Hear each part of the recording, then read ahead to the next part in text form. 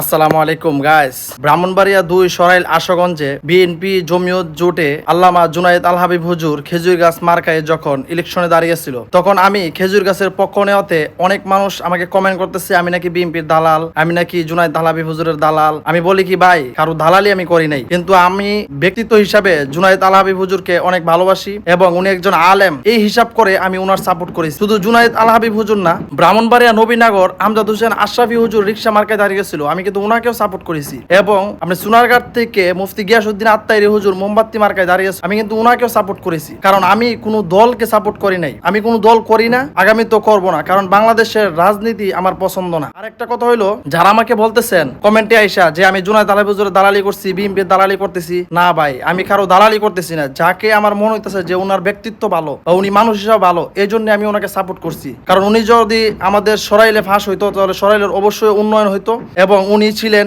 বর্তমান দলীয় সরকার থেকে নমিনেশন পাওয়া, এই জন্য ওনাকে সাপোর্ট করছি যেন আমাদের এলাকার উন্নয়ন হয়। আমি এতটুকু বলবো যে কারো দল না দেখে আপনি ব্যক্তিত্ব দেখেন, ব্যক্তিত্ব হিসাবে উনি কেমন, বুঝছেন? একজন আলেমের সাপোর্ট করছি আমি, কারণ উনি একজন আলেম। ব্রাহ্মণবাড়িয়া নবীনগর কিন্তু আমজাদ হোসেন আশরাফি উনি একজন আলেম ছিলেন, এই জন্য ওনার সাপোর্ট করছি। মুফতি গিয়াসউদ্দিন আত্তাইরি হুজুর উনি একজন আলেম ছিলেন। আমাদের ব্রাহ্মণবাড়িয়া থেকে 3 জন আলেম, 3জনই ব্রাহ্মণবাড়িয়ার সুনামধন্য এবং নামকরা বক্তা, বুঝছেন? আলেমও অনেক ভালো আলেম, এই জন্য আমি সাপোর্ট করছি। আমি কোনো দলকে সাপোর্ট করি নাই যে উনি বিএনপিতে খার হইছে এই জন্য বিএনপির হয়ে আমি উনাকে সাপোর্ট করছি, না ভাই। আমি বাংলাদেশে কোনো দল আমি করি না, যে কোনো রাজনৈতিক দলের কোনো দল আমি করি না। আমি ব্যক্তিত্ব দেখি। আপনি দেখেন যত দিকে মানুষ ব্যক্তিত্ব দেখে ভোট দিয়া ইলেকশনে বিজয় করছে, তারাই আজকে কিন্তু ভালো আছে বা ভবিষ্যতে ভালো থাকবে। এই যে মাদারীপুরে দেখেন, মাদারীপুরের এক আসনে আপনার মুফতি হানজালা সাহেব যে রিক্সা প্রতীকে উনি বিজয়ী হয়েছেন, এখন মাদারীপুরের মানুষ অনেক গর্ব করতেছেন, মাদারীপুরের ভাইয়েরা অনেক গর্ব করতেছে। শরীয়তপুর মাদারীপুরের যে আঞ্চলিক যে ভাইয়েরা আছে, আমাদের নেতা তো এমন হওয়া উচিত যে মাঠে ময়দানে গেলে উনি আমাদের নেতা,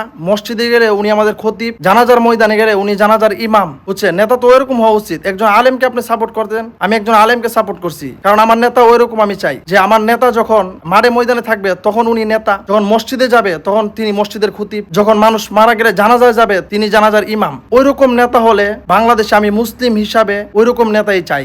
আমি মুসলিম হিসাবে একজন আলেমকে আমি সাপোর্ট করছি। আর দেওবন্দি আলেমদেরকে সাপোর্ট করার জন্য যদি আমি দালাল হয়ে থাকি, তাহলে অবশ্যই আমি দালাল, কারণ আমি একজন কওমি মাদ্রাসায় লেখাপড়া করছি এবং একজন মুসলিম হিসাবে আমি দেওবন্দি আলেমদেরকে সাপোর্ট করছি, আগামীতেও করব, ভবিষ্যতেও করব, কারণ দেওবন্দি আলেমরাই বাংলাদেশে একমাত্র ইসলামের সঠিক পথে আছে। এই জন্য আমি আলেমদেরকে সাপোর্ট করছি। আপনারা হয়তো বলতে পারেন যে উনি বিএনপিতে খারুক, সেই জন্য সাপোর্ট করে। বিএনপিতে খারুক আর জামাত ইসলাম থেকে খারুক আর এনসিপি থেকে খারুক, যেখান থেকে খারুক না কেন ভাই, উনি একজন আলেম, উনি ব্যক্তিত্ব হিসেবে ভালো।